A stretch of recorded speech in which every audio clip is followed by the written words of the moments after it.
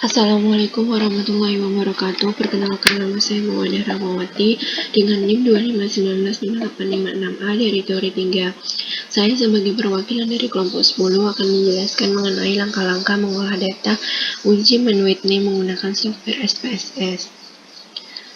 Anggota kelompok 10 terdiri dari Lina Agustiningrum dengan NIM 2519589A, Lisa Nurhidayati dengan NIM 2519883A, Louis Vincentius Divisioner dengan NIM 2519849A, dan saya sendiri Mawadah Rahmawati dengan NIM 2519586A. Sebelumnya saya ingin menjelaskan sedikit mengenai uji Men-Whitney. Uji Men-Whitney merupakan pengujian untuk mengetahui apakah ada perbedaan nyata antara rata-rata dua populasi yang distribusinya sama melalui dua sampel independen yang diambil dari kedua populasi. Uji ini merupakan uji yang digunakan untuk menguji dua sampel independen atau two independent sample test dengan bentuk data ordinal. Uji Men-Whitney merupakan bagian dari statistik non-parametrik, maka dalam uji Men-Whitney tidak diperlukan data penelitian yang berdistribusi normal dan homogen. Uji Men-Whitney digunakan sebagai alternatif dari uji independent sample test jika data penelitian tidak berdistribusi normal dan tidak homogen. Nah, selanjutnya saya akan tampilkan contoh kasus yang akan diselesaikan dengan uji Men-Whitney menggunakan software SPSS. Data yang digunakan yaitu data rata-rata konsumsi kalori dan protein per kapita sehari pada perkotaan dan pedesaan di Sumatera Utara tahun 2018. Nah, data tersebut akan kita gunakan untuk analisis menggunakan software SPSS. Jadi akan kita bandingkan antara data tersebut untuk mengetahui perbedaan konsumsi kalori dan protein pada perkotaan dan pedesaan di daerah Sumatera Utara. Sebelum kita lakukan analisis dengan SPSS, kita beri kode terlebih dahulu agar memudahkan. Jadi kode perkotaan adalah 1 dan kode pedesaan adalah 2. Kemudian akan kita lakukan langkah-langkah uji Men-Whitney mulai dari input data, analisis, sampai menampilkan output data. Nah, yang pertama yang harus kita lakukan, buka program SPSS di Windows terlebih dahulu.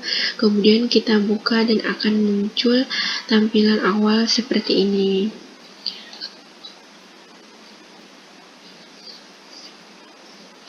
Di bagian pojok kiri terdapat dua menu, yaitu data view dan variable view. Sebelum kita masukkan data di data view, kita klik variable view terlebih dahulu. Nah, kita akan lakukan analisis satu persatu. Jadi, kalori terlebih dahulu, kemudian lanjut protein dengan cara yang sama. Pada bagian name, klik kalori. Nah, pada bagian views, klik pada bagian none dan akan muncul kotak dialog. Pada bagian value, tuliskan angka 1 dan di bagian label tuliskan perkotaan, lalu klik add atau tambahkan. Kemudian ulangi lagi dengan diberi kode 2 dan pada label tuliskan pedesaan dan klik add lalu OK. Pada name nomor 2 bisa dituliskan kode dan di bagian label bisa ditulis 1 pedesaan dan 2 perkotaan. Untuk bagian type, weight, sampai dengan role biarkan tetap default, jadi tidak perlu diubah. Tahap memberi nama untuk variabel penelitian sudah selesai. Kemudian masuk ke tahap penginputan data. Klik data view. Di sini sudah ada dua variabel, yaitu variabel kalori dan variabel kode. Jadi input data di Word tadi caranya blok terlebih dahulu pada bagian kalori di perkotaan, lalu copy paste di SPSS di bagian kalori. Kemudian selanjutnya diikuti oleh data pedesaan, lalu copy paste di bawah data tadi di nomor 14. Nantinya jumlahnya akan menjadi 26, di mana merupakan jumlah dari 13 data perkotaan dan 13 data pedesaan. Kemudian pada bagian kode, masukkan kode 1 untuk data perkotaan, yaitu dari nomor 14 dari nomor 1 hingga nomor 13. Dilanjutkan dengan kode 2 untuk data perkotaan mulai dari nomor 14 hingga 26. Nah, seperti ini. Dari nomor 1 sampai 26. Setelah data terinput, lalu kita analisis dengan cara klik Analyze di menu atas, lalu klik non-parametric test, kemudian Legacy Dialog, dan to Independent Sample. Seperti ini. To Independent Sample Test. Lalu akan muncul kotak dialog seperti ini. Pada bagian tes variabel, list masukkan data kalori, dan pada grouping variabel masukkan data kode. Lalu klik Define Group. Grup 1 diisi 1, grup 2 diisi 2, lalu klik Continue dan klik OK. Kemudian akan muncul data output kalori seperti ini. Setelah data kalori teroutput, lalu cara yang sama terhadap data protein.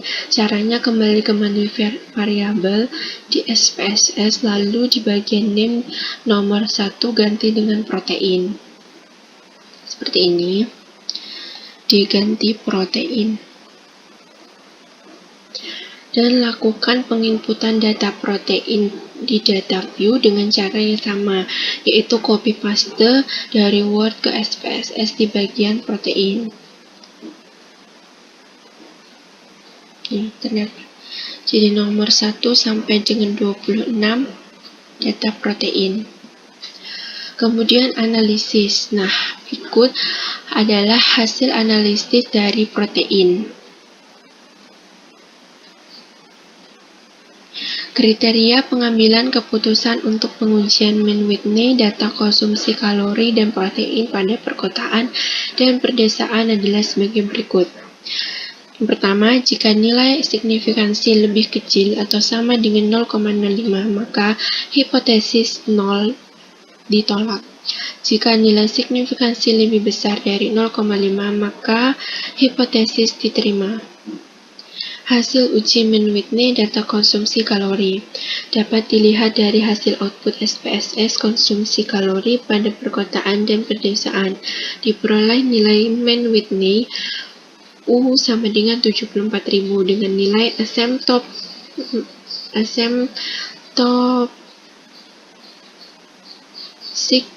to tilde sama dengan 0,590, sehingga diperoleh nilai distribusi teramati lebih 0,05, maka hipotesa diterima. Artinya tidak terdapat perbedaan secara signifikansi antara konsumsi kalori pada perkotaan dan perdesaan di Sumatera Utara.